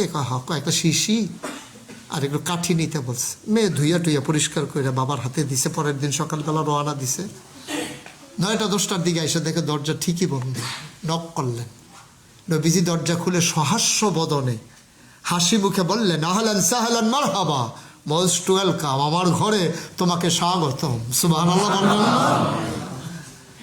আমরা যদি কেউ এর কই যে আজ যত টেহা নাই, তুই যে হাওলার চাইছিলি কালকে আইস, ভিতরে ভিতরে নিয়ত কি তা না আইলে ভালো হয়। পরের দিন যখন আইসে, কি তারে ঘুমায় না, কইছি দেখ করে টাইম মতো ইয়া বইয়া রিসত বেড়া গিয়া বা। নবীজি কি বললেন? আহলান সাহলান মারহাবা, মোস্ট ওয়েলকাম, আমার ঘরে তোমাকে স্বাগতম। সুবহানাল্লাহ বলবেন না? সাহাবা ঢুকলেন। শিশি আনছো? জি ইয়া রাসূলুল্লাহ, খুদের থেকে, বেদুইন সাহাবা তো, গ্রাম দেশে থেকে বধু, শিশি বার করে একটা কাঠি বার করে নিয়ে আনছে। আমার কাছে যাওয়া লাগবে না, ধরো বস। নবীজি পাঞ্জাবির হাতটা গুছালেন, গুছাই একবারে কোনই পর্যন্ত উদাম করলেন, খালি করে নিলেন। আবার 2 হাতে এভাবে কচলাইতে শুরু করলেন, শক্ত করে কচলাইতেছে, জুড়ে জুড়ে জুড়ে জুড়ে। 2 হাত কচলানোর পরে হাত লাল হয়ে গেছে, পশমের গোড়ায় গোড়ায় ঘাম জমে গেছে। ঘাম যখন ফোটা ফোটা জমে গেছে, নবী হাতটা বাঁকা করলেন, বললেন, শিশি কই, শিশি কই? কই যে ইয়া রাসূলুল্লাহ, কই কনুইর কাছে ধরো তাড়াতাড়ি। এখন ওই ফোটা ফোটা ঘাম জমে জমে টপ টপ করে শিশির মুখে পড়তেছে। সুবহানাল্লাহ বলবেন না? অর্ধেক শিশি হয়ে গেছে। এই হাতে ধরো, এই হাতে ধরো। এখন এই হাতে আবার অর্ধেকটা শিশি হয়ে গেছে, ভরে গেছে শিশি ঘামে। নবীজি মুখটা বন্ধ করে কাঠিটা হাতে দিয়া কয়, গরিব নবী তোমার, আমি যদি পারতাম আমার নাতিনের জন্য 2টা কানের দুল বানিয়ে দিতে পারতাম, নাকের একটা ফুল, গলার মালা অথবা হাতের মালা, বেনারসি কাঁথান, কোনো একটা কিছু যদি দিতে পারতাম খুব খুশি হতাম। গরিব নবী। আল্লাহ দিতে চাইছিল, উহুদের পাহাড় স্বর্ণ বানাই দিতে চাইছিল, নেই নাই। অসহায় গরিব নবী, তোমার একবেলা চুলায় আগুন জ্বললে 3 দিন চুলায় আগুন নাই।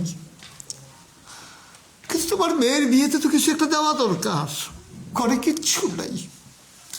কি দেই কি দেই কি দেই, ভাবতে ভাবতে রাত চলে গেছে, কুল কিনারা পাই নাই। শেষ পর্যন্ত ভাবলাম, তোমরা তো অনেকে আমার গায়ের ঘাম আতর হিসেবে ব্যবহার করো, এই জন্য ভাবলাম এটাই আমার পুঁজি আছে। সুবহানাল্লাহ, আমার তো কিচ্ছু নাই। শেষ পর্যন্ত আমি তোমার মেয়ের জন্য এই আতরটা, এই ঘামটা ওকে দিও, ওই জন্য আতর হিসেবে ব্যবহার করে ওকে দিও। বইল কোনো এক সময় সামর্থ্য হলে অন্য একটা কিছু দেব, আজকে পারলাম না। সাহাবা চিৎকার করে বললেন, ইয়া রাসূলুল্লাহ, আমার মেয়ের মতো ভাগ্যবতী মেয়ে আসমানের নিচে আর নাই। সবচেয়ে দামি উপহারটা আমার মেয়ে পাইছে। সুবহানাল্লাহ। দিলেন দৌড়তে দৌড়তে দৌড়তে দৌড়তে ঘেমে নিয়ে গেছেন। মেয়েটা বাড়ির আঙ্গিনায় দাঁড়াই গেছে, আব্বা আসবে, নবীজি উপহার দেবে, ছোট মানুষ না, নতুন বিয়ে হয়েছে, আব্বা উপহার নিয়ে আসবে, আমার নবী কি জানি আমারে দেয়। মেয়েটা দেখে যে হাত খালি, কিচ্ছু নাই হাতে। মনটা খুব খারাপ হয়ে গেল, নবীজি কি কিচ্ছু দিল না, আমার কি কিচ্ছু দেয় নাই। মেয়েটা দৌড় দিয়া, ধুধু মরু প্রান্তর, বাড়িঘর নাই, আব্বা দেখা যায় আসতেছে, দিছে দৌড়ে গিয়ে আব্বারে জড়াইয়া ধরছে। আব্বা, নবী কিচ্ছু দেয় নাই, হাত যে খালি। বাবা কাঁদতেছে আর বলতেছে, ও মেয়ে, তোর কপাল বড় ভালো, অনেক দামি জিনিস পাইছস। কই হাত তো খালি, কই লুকাই রাখছি। লুঙ্গির খুঁট থেকে ছোট্ট শিশিটা বের করলেন, চতুর্পাশ সুগন্ধে ভরে গেল। বলে, আব্বা এটা কি? নবীর গায়ের পসিনা মুবারক, খাম, তোমার বিয়েতে নবীজি উপহার দিচ্ছেন। একটা খপ করে শিশিটা ধইরা চুমু খাইলেন, কপালে লাগাইলেন, চোখে মুখে লাগাইয়া 1 ফোঁটা বের করে পুরা শরীর মাখলেন। মেয়েটা কাঁদতেছে, বলে, আব্বা সত্যি আমার মতো ভাগ্যবতী আসমানের নিচে জমিনে এখন কেউ নাই, সবচেয়ে সেরা মেয়ে আমি। গোটা পৃথিবীর অর্ধেকটা যদি আমার নবী আমাকে দিয়ে দিত, আমি এত খুশি হতাম না এই আতর পেয়ে যত খুশি হয়েছে। দৌড়ে দৌড়ে বাড়িতে গেলেন, কাপড় দিয়া পেঁচাইয়া একবারে গোপন জায়গায় সন্দুকের নিচে নিয়ে রেখে দিলেন। ঈদ যখন আসতো, বিয়ে যখন হতো, মেয়েটা আতরটা বের করতেন, 1 ফোঁটা হাতে নিয়ে সারা শরীর মাখতেন ঈদের দিন সকালবেলা। মদিনার মানুষ সবাই চিন্তায় পড়ে, এত সুগন্ধ, এত দামি পারফিউম কে ব্যবহার করে, এত দামি আতর কে ব্যবহার করে? আমরা তো এত দামি আতর ব্যবহার করার মতো মদিনায় তো কেউ নাই, কে ব্যবহার করে? গন্ধটা কোত্থেকে আসে? ঘুরতে ঘুরতে ঘুরতে ঘুরতে চতুর্পাশ থেকে লোকগুলো এসে বাড়ির চতুর্দিক দিয়ে ঘেরাও দিয়ে ফেলছে, এই বাড়ি থেকে গন্ধ আসে।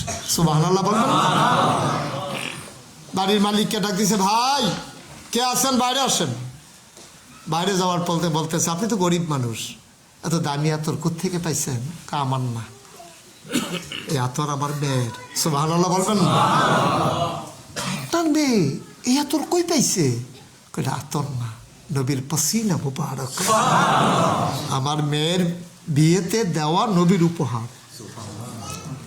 চিৎকার করে সবাই বলল, এই বাড়ির নাম এখন থেকে সুগন্ধি বাড়ি। সুবহানাল্লাহ। এই বাড়ির নাম এখন থেকে সুগন্ধি বাড়ি। তিনি আমাদের নবী, সারাটা জীবন কেঁদেছেন, আজও যিনি কবরে শুয়ে শুয়ে আমাদের জন্য কাঁদেন। তিনি আমাদের মাঝে দিনটা রেখে কি বলেছিলেন জানেন? তোমাদের কাছে দিনটা আমানত হিসাবে রেখে গেলাম, তোমাদের কাছে আমানত। এই আমানতের বোঝ আমাদের কাঁধে পড়ে গেছে, আমরা যারা উলামায়ে কেরাম। জন্য নবী বলেছিলেন, উলামা ওয়ারাসাতুল আম্বিয়া, উলামায়ে কেরাম নবীর ওয়ারিস।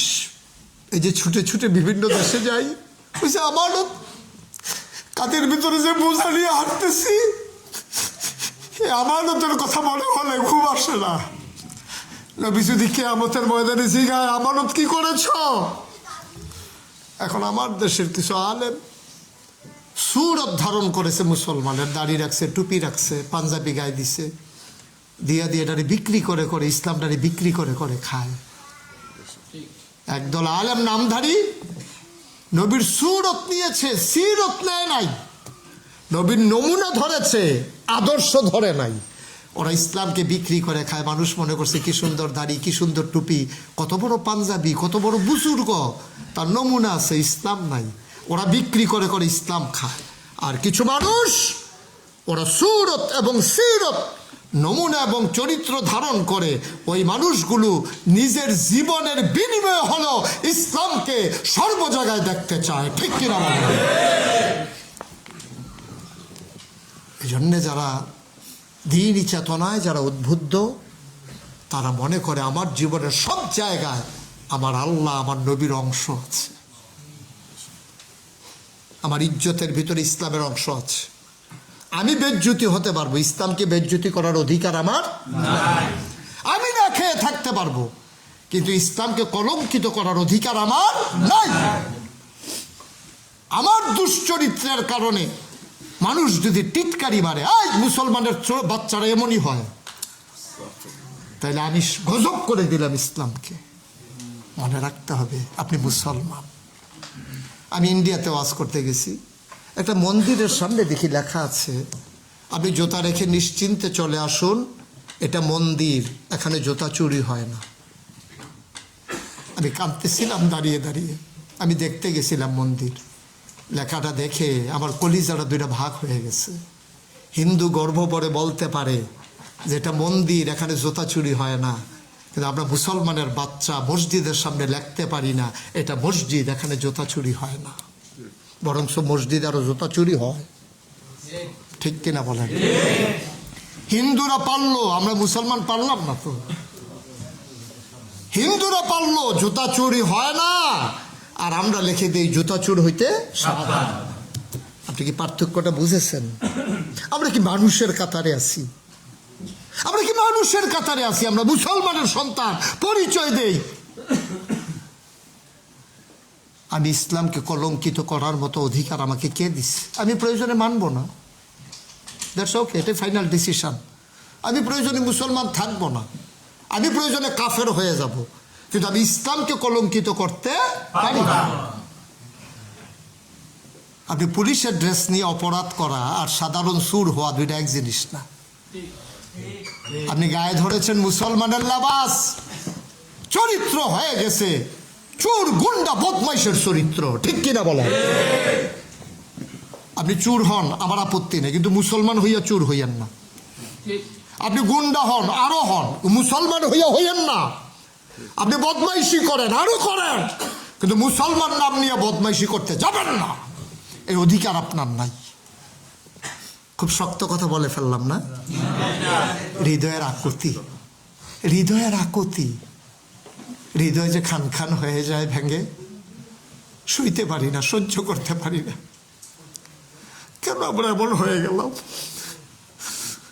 সাহাবারা তো 3 দিন চুলায় আগুন জ্বলে নাই, কই চুরি করে নাই তো, চুরি করে নাই। বাচ্চারা খাইতে পারে না, সাহাবারা চুরি করে নাই, চুরি করে নাই। নবীজি এক বাড়িতে গিয়া দেখে একটা বাচ্চা ভিতর বাড়িতে কাঁদতেছে। নবীজি বলে, কান্দে কে? কই ইয়া রাসূলুল্লাহ, আমার বাচ্চা। কই দেখি বাচ্চাটা কান্দে কেন? নবী ভিতরে গিয়া দেখে তার হাত পা বাঁধা রাখছে। বাচ্চাটা এমন করে বাঁধছো কেন? কই ইয়া রাসূলুল্লাহ, আমার বাড়ির সামনে যে খেজুর গাছটা, এটা ইহুদির খেজুর গাছ। খেজুর যে ঝরে পড়ে ছোট ছোট, আমার বাচ্চা বুঝে না তো, ও খেজুর আইনা মুখে দেয়, আর ইহুদি ইসলাম তুললে আমাকে গালি দেয়, বলে মুসলমানের বাচ্চা ভালো হবে কোত্থেকে? তোদের নবী কি ভালো মানুষ নাকি? তোদের ইসলাম কি ভালো নাকি? তোর ফুতে তো এখনই চুর হয়েছে, বাচ্চা, দুধের বাচ্চা এখনই চুরি করে আমার খেজুর খায়। ইয়া রাসূলুল্লাহ, আমার একদিন গালি দিছে, কিচ্ছু মনে করি নাই। আমার বউ নিয়ে গালি দিছে, কিচ্ছু মনে করি নাই। যেই দিন আপনি নবীরে নিয়ে গালি দিছে, কলিজাটা ভাগ হয়ে গেছে। আমি বলেছি বাচ্চাটা বেঁধে রাখো। আমার বাচ্চা আমি বেঁধে রাখতে পারবো, কিন্তু আমার নবীরে গালি শোনাইতে পারবো না। এটার নাম ইসলাম। এটার নাম ইসলাম, এটার নাম ইসলাম। আমি মরে যাব, ইসলামকে কেন মেরে ফেলবো? আমি শাস্তি নেব মাথা পেতে, ইসলামকে কেন শাস্তির আওতায় নেব? ইসলামের দোষটা কি? কেন আমি মুসলমান হইয়া ইসলামকে কলঙ্কিত করব?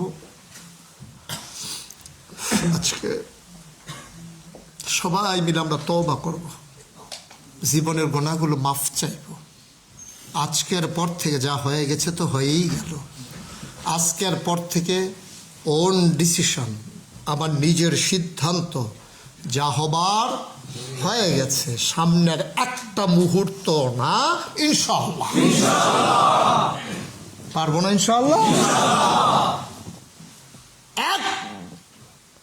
50,000 টাকার নোট, এখানে সর্বোচ্চ 50,000 টাকার নোট না, দরজায় পরে থাকবে। 1,000 মুসল্লি আসবে যাবে, টাকাটা পরে থাকবে, কেউ ধরবে না, ফিরেও তাকাবে না। এটার নাম মুসলমান, ঠিক কিনা? পরে থাক টাকা, কার টাকা, আমার দরকার কি? আমার না, দ্যাটস ওকে, ফাইন, আমার না। তা আমি ধরবো কেন? আমি চাইবো কেন এই টাকার দিয়ে? এটা আমার না তো, তা আমি কেন ধরবো এই টাকা? আমার কি অধিকার আছে? সেই মুসলমান হতে চাই। নবীজি বলছেন, বের হয়ে যাও, বিদায় হজে ভাষণ দিচ্ছেন, বের হও। যার যে কেউ বাসায়ও যায়নি, খবর পাঠাইতে বউকে বইল, চলে গেলাম দিনের দাওয়াত দেওয়ার জন্য। দিতে দিতে দিতে দিতে দিতে দিতে আগাইতে আগাইতে জনপদ বিজয় করতে করতে সমুদ্রের কিনারে গিয়া দাঁড়াইছে সেনাপতি, মুসলিম সেনাপতি। ঘোড়ার সামনের 2টা পা পানিতে, পেছনের 2টা পা শুকনায় বেলাভূমিতে। আজ এই এলাকায় কার বাড়ি আছে ডাইকে নিয়ে আসো। একজন সৈন্য দৌড়ে গিয়ে এক লোকের আনছে। আপনার বাড়ি এখানে? কয় সমুদ্রের ওই পারে কি আছে আপনি জানেন? কয় না, আমরা সমুদ্র দেখেছি, ওই পারে কি আছে জানি না। সাহাবা আকাশের দিকে 2টা হাত বাড়ে কাঁদতেছেন আর বলতেছেন, ইয়া রাব, ও আল্লাহ, আপনার বন্ধু নবী সে বলেছিলেন যত জনপদ পাও সবার কাছে দ্বীনের দাওয়াত পৌঁছে দাও। আমি সমুদ্রের কেনার পর্যন্ত এসেছি, কেউ আমাকে থামাইতে পারে নাই। তুমি সাক্ষী থাকো, ওই জনপদের মানুষ বলেছে ওই পারে কি আছে জানে না। ওরা যদি বলতো ওই পারে মানুষ আছে, খোদার কসম আমি ঘোড়া দিয়া নামে সাঁতরে সাঁতরে ওই পারে চলে যেতাম দাওয়াত দেওয়ার জন্য। আমি ওই পারে চলে যেতাম। কি করছি আমরা? কি করছি আমরা দিনের জন্য? যা করলাম নিজের জন্য দেখলাম, চাকরি, ব্যবসা, টাকা পয়সা কামাই, ছেলে বিদেশ পাঠাইতে হবে, মেয়ের ভালো বিয়ে দিতে হবে, 3 বিটায় ঘর উঠছে, আরেক বিটায় ঘর উঠাইতে হবে। শুধু ভাবনা আর ভাবনা। হিসাব মিলান, আমি থাকবো না।